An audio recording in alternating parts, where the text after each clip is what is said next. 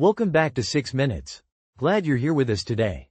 So today we're talking about that horrible moment when you're in the middle of saying something and your brain just completely goes blank. Oh, this happened to me yesterday.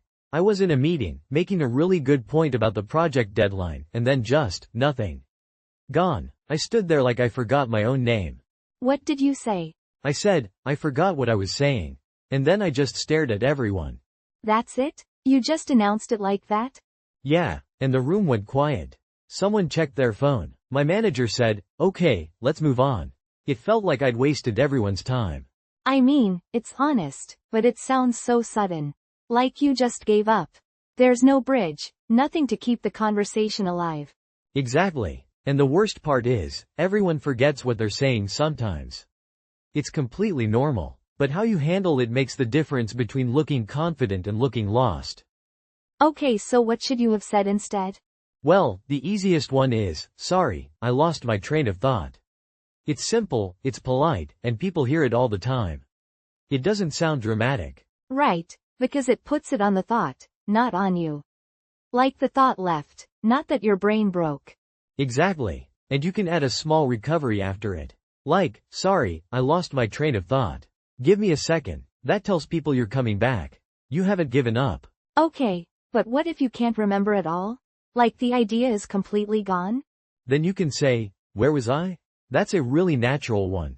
It invites the other person to help you. Oh, I like that. Because it turns your problem into a small team effort. The other person usually says something like, you were talking about the deadline. And then you're back. Right. And it works with friends, coworkers, even in presentations. It sounds casual and calm. Compare that to I forgot what I was saying, which sounds like a dead end. What about when you're telling a story and you lose the point? That happens to me constantly. I start a story and halfway through I think, wait, why am I telling this? That's different because you remember the words, but you've lost the purpose. For that, you can say, anyway, the point is. And then just jump to whatever conclusion you were heading toward. Even if you're not sure that was actually the point? Honestly, yes. Most of the time people won't notice. They just need you to land somewhere. Anyway, the point is gives you an exit that sounds intentional. Okay, let me try one. Imagine I'm at work, explaining something to a colleague, and my mind goes blank. I could say, hold on, what was I just saying? That works. It's friendly, it's relaxed. The only thing I'd watch is tone. If you say it with frustration, like what was I just saying, it sounds like you're annoyed at yourself, and that makes other people uncomfortable. Good point. Keep it light. What about something like, sorry, it completely slipped my mind. That one is better for when you forgot a fact or a name. Like, what's his name? Sorry, it completely slipped my mind. But if you're mid-sentence and you use it, it sounds a bit too dramatic for the situation. Ah, okay. So it slipped my mind is for forgetting information, not for losing your place in a conversation. Right. For losing your place, the lighter ones work better. Where was I? I lost my train of thought. What was I saying? These keep the energy moving. Okay, here's another situation. You're on the phone with a client and you blank out. That feels more stressful because you want to sound professional. For something more professional, you can say, apologies, let me just gather my thoughts. That sounds composed. It tells the person you're still in control. Let me just gather my thoughts. Yeah, that sounds confident, actually. Like you're organizing, not panicking. And here's a useful trick. While you're gathering your thoughts, repeat the last thing you said. Like, so as I was mentioning, the deadline for phase 2. Often that repetition brings the next idea back. Oh, so you rewind a few words and your brain catches up? Most of the time, yes.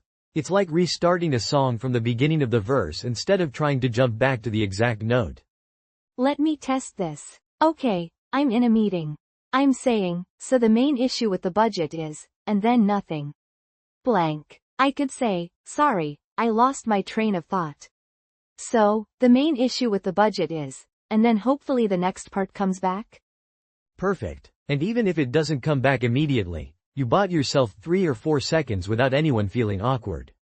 That's usually enough. What about when someone else forgets what they were saying?